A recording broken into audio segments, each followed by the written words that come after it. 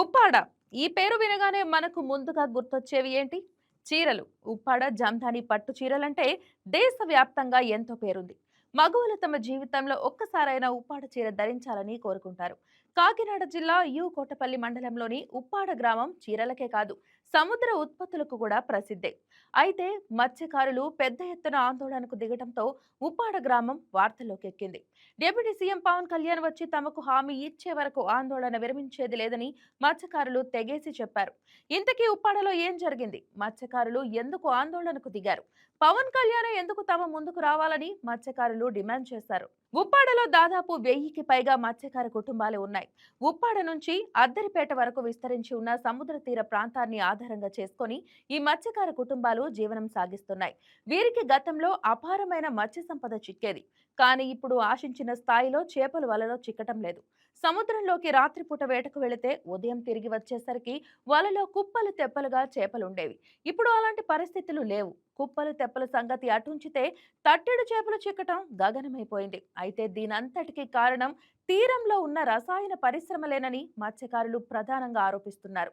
తమ ఉపాధి పోవటానికి ఈ పరిశ్రమల నుంచి వెలువడుతున్న కాలుష్యమేనని మత్స్యకారులు కంప్లైంట్ చేస్తున్నారు. కాకినాడ జిల్లా కేఎస్ఈజెడ్ పరిధిలో లైఫ్ ఈజ్ అరబిందో ఫార్మా కంపెనీలు ఇప్పటికే 2 యూనిట్లలో కార్యకలాపాలు నిర్వహిస్తున్నాయి. వాటి వ్యర్థాలను సముద్రంలోకి విడిచిపెట్టేందుకు కొత్తపల్లి మండలంలో కోనపాపపేట, తొండంగి మండలం పెరుమల్లపురం మధ్యలో 3 కిలోమీటర్ల పొడవున భారీ పైప్ లైన్లు 2 ఏళ్ల క్రితం ఏర్పాటు చేశారు. అయితే ఈ పరిశ్రమలు తమ ఫార్మా వ్యర్థాలను, విషపూరిత జలాలను శుద్ధి చేయకుండా సముద్రంలోకి నేరుగా విడిచిపెడుతున్నాయని మత్స్యకారులు చెబుతున్నారు. అరబిందో పరిశ్రమ కూడా భారీ పైప్ లైన్ ద్వారా వ్యర్థాలను సముద్రంలోకి వదులుతోందని అంటున్నారు. ఈ పరిశ్రమల కారణంగా చేపలు చనిపోతున్నాయని మత్స్యకారులు ఆరోపిస్తున్నారు. ఒకప్పుడు వలలో పడిన చేపలతో తమ కుటుంబాలు సుఖంగా జీవించేవని, ఇప్పుడు అప్పులు తప్ప మరేం మిగలడం లేదని మత్స్యకారులు ఆవేదన చెందుతున్నారు. ఈ క్రమంలోనే వారు పెద్ద ఎత్తున ఆందోళనకు దిగారు. మత్స్యకారుల ఆందోళన నేపథ్యంలో డిప్యూటీ సీఎం పవన్ కళ్యాణ్ ఉప్పాడలో పర్యటించారు. వారి సమస్యలను అడిగి తెలుసుకున్నారు. మత్స్య సంపదను, వారి జీవన భృతిని దెబ్బతీస్తున్న కాలుష్యాన్ని అరికట్టడంపై ప్రభుత్వం సమగ్ర ప్రణాళికతో ముందుకు వెళ్లేందుకు తగిన సమయం కావాలన్నారు. తీర ప్రాంతంతో పాటు పిఠాపురం చుట్టుపక్కల ప్రాంతాల్లోకి పరిశ్రమల నుంచి వెలువడుతున్న కాలుష్యం మీద కూడా ఆడిట్ చేయాలని జిల్లా అధికారులను కోరుతున్నామన్నారు. దీనిపై ఓ ప్రత్యేకమైన కమిటీ వేసి సమస్యను గుర్తించటమే కాకుండా దాని పరిష్కారాన్ని చూపేందుకు యాక్షన్ ప్లాన్ సిద్ధం చేస్తామని వెల్లడించారు. ఉప్పాడ సీ ప్రొటెక్షన్ వాల్ నిర్మిస్తానని పవన్ కళ్యాణ్ మాటిచ్చారు. ఇప్పటికే ఉప్పాడ కొనపాక మధ్య తీర రక్షణ పనులు ప్రారంభించినట్లు చెప్పారు. 323 కోట్ల రూపాయలతో ఉప్పాడ సీ ప్రొటెక్షన్ వాల్ నిర్మించేందుకు కేంద్రం సానుకూలంగా ఉందని తెలిపారు. ఉప్పాడ ఫిషింగ్ హార్బర్ నిర్మాణంలో ఉన్న లోపాలను సైతం సవరిస్తామన్నారు. 323 కోట్లతోటి రక్షణ గోడ నిర్మాణానికి కేంద్ర ప్రభుత్వం సానుకూలంగా ఉంది. అలాగే దీనికి సంబంధించి ఈ నెల 14వ తారీఖున కేంద్ర గృహశాఖ కార్యదర్శి ఆధ్వర్యంలో ఢిల్లీలో ఈ మీటింగ్ జరగబోతూ ఉంది. నేను వారికి ఒకటే తెలియజేశాను, దాదాపు ప్రపంచం మన దేశంలోనే చాలా అరుదుగా ఉండే చోట్ల ముఖ్యంగా ఉప్పాడ తీర ప్రాంతం సంవత్సరానికి 20 నుంచి 25 మీటర్ల కోతకు గురవుతూ ఉంది. ఉన్న ఇళ్ళు పోతూ ఉన్నాయి. అందుకని సీ ప్రొటెక్షన్ వాళ్ళు చాలా అవసరం అని చెప్పి ప్రత్యేకించి చెప్పడం వల్ల సెంట్రల్ హోమ్ మినిస్ట్రీకి చెప్పడం జరిగింది. నేను మన కోసం, మన మత్స్యకార కుటుంబాల కోసం, మన ఉప్పాడ తీర ప్రాంతం కోసం, మన పిఠాపురం కోసం నేను మీకు మాటిస్తున్నాను, ఉప్పాడ సీ ప్రొటెక్షన్ వాల్ ఖచ్చితంగా నిర్మించడం జరుగుద్ది. దానికి నిధులు కూడా ఎలాగ మన కేంద్ర ప్రభుత్వం నుంచి వచ్చేలాగా ఆల్రెడీ మనకి కేంద్ర ప్రభుత్వం సానుకూల తెలియజేశారు. డిప్యూటీ సీఎం పవన్ కళ్యాణ్ హామీ మేరకు రాష్ట్ర ప్రభుత్వం ఒక కమిటీని ఏర్పాటు చేస్తూ జీవో 345 జారీ చేసింది. ఈ జీవో ప్రకారం కమిటీలో పరిశ్రమలు, మత్స్యశాఖ కమిషనర్లు, ఆంధ్రప్రదేశ్ కాలుష్య నియంత్రణ మండలి సభ్య కార్యదర్శి, కాకినాడ జిల్లా కలెక్టర్ మరియు మెజిస్ట్రేట్, జిల్లా కలెక్టర్ నామినేట్ చేసే మత్స్యకార సంఘం ప్రతినిధులు ఉంటారు. కాలుష్యం, జీవనోపాధి కోల్పోవటం, డిజైన్ సంబంధిత లోపాలు, పరిహార వివాదాల కారణంగా స్థానిక మత్స్యకార సమాజం లేవనెత్తిన లేవనెత్తిన ఫిర్యాదులను వేగంగా మరియు పారదర్శకంగా పరిష్కరించేలా ఈ కమిటీని ఏర్పాటు చేశారు.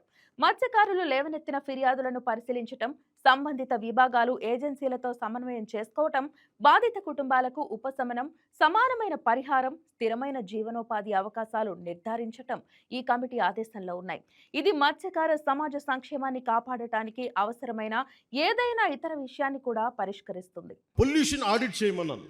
అది దివీస్ కావచ్చు, అరబిందో కావచ్చు, డెక్కన్ కావచ్చు, చిన్న చితక పరిశ్రమలు ఏమున్నాయో. అలాగే నిమ్మకాయల చినరాజప్ప గారు కూడా మాట్లాడుతూ పెద్దాపురం నుంచి ఆయన కూడా ఏమన్నారంటే, సార్ ఇక్కడ ఇది ఒక్క సమస్య కాదు, దాదాపు 27,000 మంది ప్రత్యేకించి ఒక పరిశ్రమ ఉంది పెద్దాపురంలో. అది కూడా కాలుష్యం కాలువల్లో వదిలేస్తున్నారు. ఆ కాలువలు మనం ఉప్పాడ దాకా వచ్చేస్తున్నాయి, కాకినాడ దాకా వచ్చేస్తున్నాయి. మొత్తం పంట పొలాల్లోకి వెళ్ళిపోతుంది ఆ కాలువ, ఆ నీళ్లు. దానివల్ల అదే భూమిలోకి ఇంకిపోయి అదే మనం ధాన్యం కూడా తింటా ఉన్నాం. దానివల్ల ఒళ్ళు కూడా పారైపోతుంది, క్యాన్సరస్ అవుతుంది అనేది. సో నేను పెట్టుకుంది ఏంటంటే, మనకి చాలా ఈ అభివృద్ధితో పాటు మనకు కావాల్సింది ఖచ్చితంగా పర్యావరణ పరిరక్షణ కావాల్సిందే మనకి. దాంట్లో నేను ఎక్కడ కాంప్రమైజ్ అవ్వట్లేదు. దాన్ని ఎక్కడా కూడా నేను మిమ్మల్ని వంచాలని కూడా నేను ప్రయత్నం చేయట్లా. నాకు మీకు కుదరినప్పుడు నేను రాజకీయాలు వదిలేసి వెళ్ళిపోతాను తప్ప, నేను మీ న్యాయం చేయలేనప్పుడు నేను కూర్చోబెట్టి, నాకు నిజంగా మీ గుండెల్లో పెట్టుకున్న అభిమానం కంటే కూడా నేను పదవులుగా నేను ఏం చూడను. కాకపోతే ఈ పదవి ఉన్నది చాలా మందితో కూర్చొని సామరస్యపూర్వకంగా ఎలా పరిష్కారం చేయాలి అన్నదే నా తపన.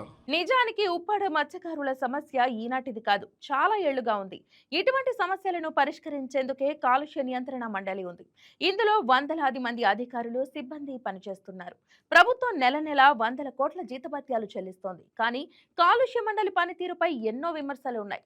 పరిశ్రమల నుంచి వెలువడే కాలుష్యాన్ని అరికట్టాల్సిన ఈ సంస్థ అధికారులు ఆ కాలుష్యాన్నే తమ జేబులు నింపుకునేందుకు ఉపయోగించుకుంటున్నారని అపవాదు ఉంది. ఇక పారిశ్రామికవేత్తలు కూడా కాలుష్య శుద్ధి ప్రక్రియ కోసం కోట్ల రూపాయలు ఖర్చు చేయడం కంటే ఇదే సులువనుకుంటున్నారు. ఏదేమైనా పరిశ్రమలు వస్తే ఉద్యోగం, ఉపాధి అవకాశాలు మెరుగు కావటం ఎంత వాస్తవమో, వాటి కేంద్రంగా సమస్యలు తలెత్తడం కూడా అంతే నిజం. మత్స్యకారుల సమస్యలు కేవలం ఉప్పాడకే పరిమితం కాలేదు. అనకాపల్లి జిల్లా పాయకరావుపేట, రాజయ్యపేట ప్రాంతాల్లోనూ ఉంది. బల్క్ డ్రగ్ ఫ్యాక్టరీ వస్తే తాము ఎక్కడికి వెళ్లాలని అక్కడి మత్స్యకారులు ప్రశ్నిస్తున్నారు. మరి మత్స్యకారుల సమస్యలను ప్రభుత్వం ఏ విధంగా పరిష్కరిస్తుందో చూడాలి.